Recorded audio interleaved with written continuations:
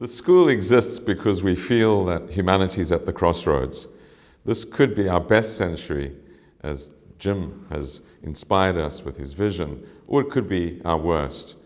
And it's really going to be the power of ideas, the power of great people coming together, thinking in new ways about how to address these huge challenges, how to seize the opportunities. That's going to make the difference.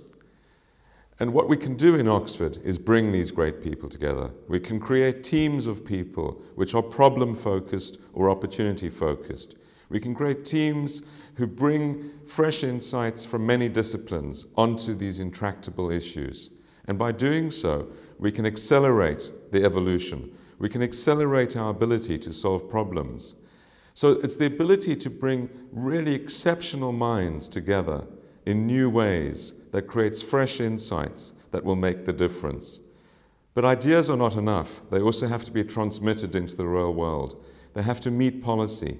They have to engage. And one of the other things we can do is provide that bridge by not only providing the incubators for ideas, but providing the transmission mechanisms for these ideas to go out and meet the public, to meet policymakers, to be effective in business. So it's really unique, this. There's nothing like the Oxford Martin School anywhere in the world, and I feel immensely privileged to be the director. It's this opportunity to get great people together to do exceptional things. Because we're unique, there's a big responsibility on us. We need to grow quickly, we need to be effective, and we need to look very carefully and review our activities. We need to ask ourselves, are these really original ideas? Is this being done elsewhere? Can we do it better ourselves? What other disciplines might provide fresh insights?